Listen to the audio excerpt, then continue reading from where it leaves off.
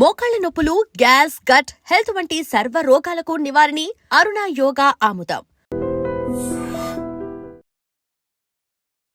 నమస్కారం, welcome to I dream health talks with Vijitha కార్యక్రమానికి స్వాగతం.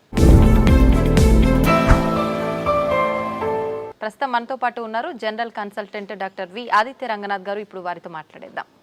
నమస్తే అండి. నమస్తే అండి. అయితే చాలా మందిలో కాళ్ళు చేతులు తిమ్మిర్లు రావటము, నరాల బలహీనత అని చెప్తూ ఉంటారు. నిజంగా ఇటువంటి సమస్యకు ఏదైనా మనం ఇంట్లోనే చేసుకునే రెమెడీస్ ఏదైనా ఉన్నాయా ఈ సమస్యని సాల్వ్ చేసుకోవడం కోసం? ఖచ్చితంగా ఉన్నాయి. అంటే మనకి దేవుడు ఇచ్చిన మెడిసిన్ అంతా కూడా మన కిచెన్లోనే ఉందన్నట్టు మనకి అవైలబుల్ చాలా ఉన్నాయి.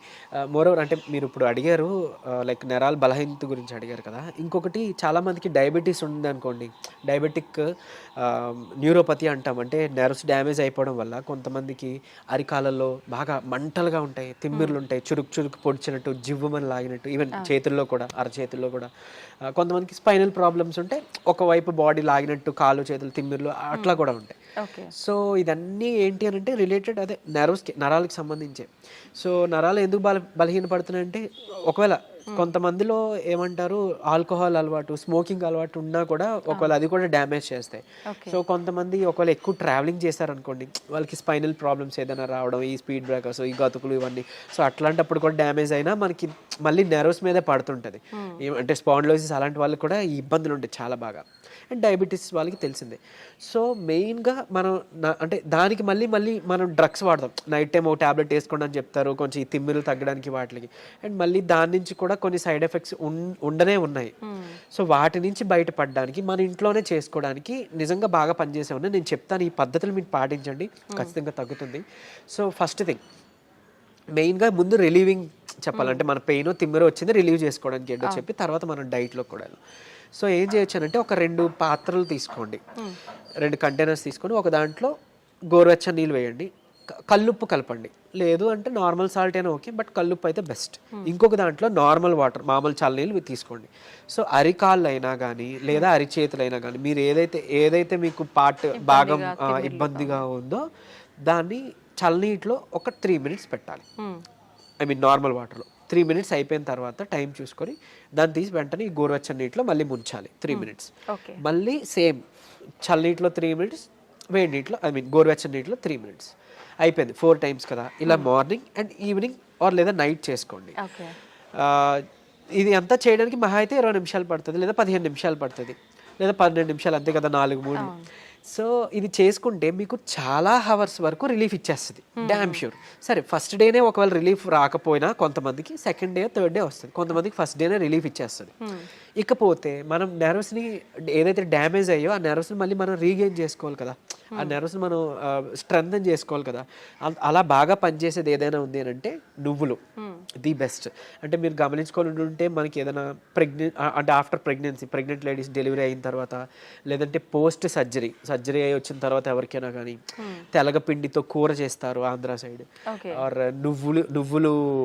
నువ్వులతో ఏదైనా పదార్థం చేసి ఇవ్వడం, ఇట్లాంటివన్నీ, మునగాకు, ఇవన్నీ యూజ్ చేస్తూ ఉంటారు. సో ఏంటి అని అంటే అవి ఇన్స్టెంట్గా ఎనర్జీ తీసుకురావడానికి, నరాలకి సత్తువు తీసుకురావడానికి హెల్ప్ అనమాట.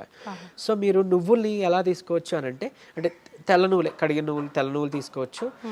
నల్ల నువ్వులు అంటే కొంచెం వెయిట్ చేస్తుంది అంటారు కొంతమందికి. తెల్ల నువ్వులు మీరు డైలీ ఒక మనిషికి 3 చెంచాలు లిమిట్ అన్నట్టు, అట్లీస్ట్ 3 చెంచాలు తీసుకోవాలి. మీరు దాన్ని పౌడర్ చేసి ఏదైనా మిక్స్ చేసి దాంట్లో తీసుకున్నా ఓకే, తినే దాంట్లోనో లేకపోతే ఏదైనా తాగే దాంట్లో. లేదు నమిలిసి తినేస్తామంటే డైరెక్ట్గా నమిలి తినొచ్చు, చక్కగా మంచిదే. తర్వాత మీరు దాంతో మన ఏమంటారు బెల్లం కలిపి నువ్వులుండ లేదా చిమ్మిలి చేసుకుంటాం, అట్లా దంచి చేసుకున్నా పర్వాలేదు, ఏదో రూపంలో ఇది తీసుకోవచ్చు. తెలగపిండి అవైలబుల్ ఉంది, తెలగపిండి కూర చేసుకుంటాం, లేదా తెలగపిండితో ఒడియాలు చేస్తుంటారు. సో అట్లా తీసుకోవచ్చు. తర్వాత ఇంకొకటి ఏంటి అని అంటే మునగాకు చాలా బాగా పనిచేస్తుంది.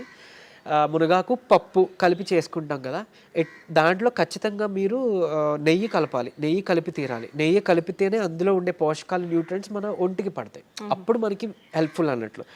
సరే డైలీ మనం కర్రీ వండుకోలేం కదా అనే వాళ్ళకి ది బెస్ట్ ఏంటంటే మునగాకు పొడి రూపంలో చేసుకోవడమే. మనం ఎండబెట్టేసుకుంటాం, ఒక 4 రోజుల తర్వాత దాన్ని మనం పౌడర్ చేసుకుంటాం. మజ్జిగలో కానీ 1 చెంచా, లేదంటే నీటిలో కానీ ఒక చెంచా మునగాకు పౌడర్ కలుపుకోవచ్చు. లేదంటే మొదటి ముద్దకే మనం మునగాకు పౌడర్ కలిపి చక్కగా నెయ్యి వేసుకొని ఒక 2 చెంచాలలా కలిపి తీసుకోవచ్చు. ఇవన్నీ కూడా మనకి నరాలకి తర్వాత బోన్స్కి స్ట్రెంత్ ఇస్తాయి. ఇవన్నీ కూడా అంటే మెయిన్గా ఇవన్నీ నరాలు సత్తువకి తీసుకురావడానికి ది బెస్ట్ అన్నట్టు. అండ్ ఇంకోటి ఒకవేళ ఎక్స్టర్నల్గా అంటే మనకి పెయిన్స్ ఉన్నాయి, నెర్వ్ పెయిన్స్ ఉన్నాయి, ఎక్స్టర్నల్గా మనం దాన్ని రిలీవ్ అవ్వాలి అని అంటే ఏం లేదు, ఇప్పుడు మనం లవంగాలు ఉంటాయి కదండి, లవంగాలు ఒక 2, 3, 4 తీసుకొని కొబ్బరి నూనెలోనో లేదంటే నువ్వుల నూనె ఇంకా బాగా పనిచేస్తాయి, నువ్వుల నూనెలో వేసి మనం బాగా కొంచెం లైట్గా అంటే లైట్ లో ఫ్లేమ్లో మరిగించేసి దాన్ని ఎక్స్టర్నల్గా మనం అప్లై చేసుకోవచ్చు. లేదు అని అంటే నువ్వుల నూనె కానీ కొబ్బరి నూనె కానీ, నువ్వుల నూనె ది బెస్ట్ అండి. మనకి నరాలకి సంబంధించిన ఏమైనా ఇబ్బంది ఉంటుంటే నువ్వుల నూనె తీసుకొని ఒక 4 చుక్కలు రాత్రిపూట పడుకునేటప్పుడు బొడ్లో వేసుకోండి. ఆయిల్ నావలింగ్ అంటాం. సో బొడ్లో వేసుకొని జస్ట్ ఒక 2 మినిట్స్ అలా మసాజ్ చేసి మీరు పడుకోవచ్చు. సో బాడీలో ఉన్న నర్వ్స్ అన్నీ కూడా రిలాక్సింగ్ అవుతాయి అనమాట. ఆ పెయిన్స్ వాటివన్నీ తగ్గించి మీకు నిద్ర బాగా పడుతుంది.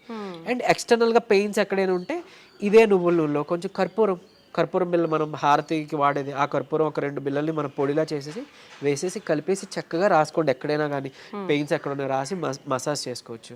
నువ్వుల నూనె దొరకకపోతే కొబ్బరి నూనె ఇలా చేసుకుంటే ఎక్స్టర్నల్గా పెయిన్స్ రిలీవ్ అవుతాయి. ఇంటర్నల్గా ఈ డైట్తో మనకి నరాలు సత్తు బాగా పెరుగుతుంది అనమాట. అంత బాగా యూజ్ అవుతుంది ఇది. ఓకే. సో అలానే మనం స్పాండిలోసిస్ ఉన్న వాళ్ళు కానీ స్పైన్ ప్రాబ్లమ్స్ ఉన్న వాళ్ళలో కూడా ఈ నరాలు లాగినట్టు జిమ్ అన్నట్టు అని మాట్లాడుకున్నాం కదా. అంటే కొంతమందికి ఒక సైడ్ ఉంటుంది పాపం, కొంతమందికి 2 సైడ్ కూడా ఉంటుంది. సో అయితే ఇక్కడ ఒక చిన్న టిప్ ఏంటి అని అంటే అలాంటి వాళ్ళకి అంటే చిన్న ఎగ్జైట్ అంటే బాడీలో ఒక చిన్నది ఏదైనా స్టిమ్యులస్ వచ్చినా కూడా వాళ్ళకి కరెంట్ షాక్లా అనిపిస్తుంటుంది అనమాట.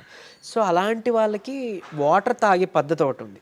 సో ఏం చేస్తారు అంటే మామూలుగా మనకి దాహం వేసినప్పుడు యూజువల్లీ మనం అలా పైకెత్తేసి గట్టగట్ట తాగేస్తాం కదా. నార్మల్గానే అది కరెక్ట్ పద్ధతి కాదు, మనకి తెలియదు కాబట్టి మనం అలా తాగేస్తున్నాం. కూర్చొని నిదానంగా జస్ట్ ఎక్కడో అక్కడ చైర్ ఆర్ సమ్వేర్ ఎక్కడో అక్కడ కూర్చొని ఏమంటారు సిప్ బై సిప్ అంటే కొంచెం మనం వాటర్ వేసుకొని అది బాగా నమిలి అంటే మనం ఏమంటాం వాటర్ నములుతూ ఉంటాం కదా, అలా నెమ్మదిగా సిప్ బై సిప్ తాగితే కనుక మన బాడీలో వాటర్ కరెక్ట్గా అబ్జర్బ్ అవుతుంది. అనవసరంగా ఊరికి యూరిన్ ద్వారా పోకుండా కరెక్ట్గా కణాల్లోకి అబ్జర్బ్ అవుతుంది అన్నట్టు. అంటే ఈ ఇబ్బంది ఉన్న వాళ్ళు అది చేశారనుకోండి, వాళ్ళకి సడన్గా స్టిమ్యులస్ అలా ఏం జరగకుండా చాలా వరకు పెయిన్ అనేది తగ్గుముఖం పడుతుంది. ఇంకోటి నార్మల్గా కామన్గా పీపుల్ కూడా ఏంటంటే అలా నుంచొని తాగకుండా కూర్చొని తాగడం మొదలు పెడదాం, స్లోగా అంటే నమిలి తాగడం మొదలు పెడదాం. దీనివల్ల ఏంటి అని అంటే ఇప్పుడు యూజువల్లీ మనం ఎక్కువ తాగామనుకోండి వాటర్, బాడీకి కావాల్సినంత కన్నా ఎక్సెస్ ఏదైతే మిగిలిపోయిందో అది త్రూ యూరిన్ బయటికి పోతుంది. అండ్ మోర్ ఓవర్ సరే ఓన్లీ వాటరే పోతుందా అంటే పెద్ద మనం బాధపడాల్సిన పని లేదు. బట్ కాకపోతే మన ఎలక్ట్రోలైట్స్ ఏవైతే బాడీలో ఉన్నాయో అవి కూడా పోతాయి యూరిన్ ద్వారా. సో అందుకని మనకి నీరసం వస్తుంది, బీపీ లో అయిపోయినట్టు అనిపిస్తుంది. సో ఇట్లాంటి ఇబ్బందులు ఉన్నాయి. సో ఏదైనా అతివృష్టి అనావృష్టి అంటారు కదా, మంచిది కాదు అని అన్నట్లు. సో అందుకే ఈ పద్ధతిలో తీసుకున్నాం అనుకోండి కొంచెం మన బాడీకి హెల్త్ బాగుంటుంది. అండ్ ఈవెన్ పొద్దున్న లేచిన వెంటనే 1 లీటర్ వాటర్ తాగి అలవాటు చేసుకొని ఒక 1 అవర్ తర్వాత మళ్ళీ 1 లీటర్ వాటర్ తాగి ఇంకా అక్కడతో అయిపోయింది. మిగిలిన టైం అంతా డే నుంచి నైట్ వరకు కూడా మీకు దాహం వేస్తేనే తాగండి. ఒక గ్లాస్ వాటర్ ఎంతో, ఎక్కువ తాగాల్సిన పని లేదు. అంటే ఎక్కువ వాటర్ తాగితే మనకి మంచిదని విన్నాం కదా, ఆ ఎక్కువ తాగేది ఇలా తాగమని, అంతేగాని తాగిన ప్రతిసారి ఎక్కువ తాగడం అది మంచి పద్ధతి కాదు. దాదాపు 4 నుంచి 5 లీటర్లు తాగాలి అంటుంటారు కదా సార్. అలా ఏం లేదండి, అంటే 3.5 లీటర్ 4 లీటర్ సరిపోతుంది. మన ఈ పద్ధతిలో తాగితే అంతే వస్తుంది. కొంతమంది అంటే వర్క్ బిజీలో పడు ఇంకేదో ధ్యాసలోనో వాటర్ తాగాలని మర్చిపోయి నిజానికి నేను విన్న కేసెస్ అట్లీస్ట్ ఒక 1.5 లీటర్ 1 లీటర్ కూడా తాగట్లేదంట డే అంతా. సో అట్లా ఉంటే చాలా ప్రమాదం. మన బాడీ అసలు మెటబాలిజం సరిగ్గా జరగదు, వెయిట్ గెయిన్ అయిపోతారు, మన కిడ్నీస్ మీద ఓవర్లోడ్ పడిపోతుంటుంది. సో అది మంచి పద్ధతి కాదు. అందుకే అట్లీస్ట్ పోనీ పొద్దున్న లేవగానే 1 లీటర్ వాటర్ తాగడం అలవాటు చేసి మళ్ళీ 1 అవర్ తర్వాత 1 లీటర్ వాటర్ తాగడం అలవాటు చేస్తే మన బౌల్ మూమెంట్ కూడా బాగా జరుగుతుంది. ఏమంటారు టాక్సిన్స్ అన్నీ కూడా మన మలం ద్వారానే పోవాలి. మన గట్ క్లియర్ అయిపోయింది అనుకోండి, మన కాలన్ మన గట్ క్లియర్ అయింది అనుకోండి, అందులోంచి ఆల్మోస్ట్ 90% ఆఫ్ టాక్సిన్స్ పోతాయి. అక్కడే 95% ఆఫ్ రోగాలు పోతాయి, దోషాలన్నీ పోతాయి. సో అది క్లియర్ చేసుకోలేకపోతున్నాం కాబట్టి ఇబ్బందులు అన్నీ వస్తాయి. సో ఈ పద్ధతి పాటిస్తే ఓవరాల్ అంతా బాగుంటుందండి. ఓకే, థ్యాంక్ యూ అండి, థ్యాంక్ యూ వెరీ మచ్.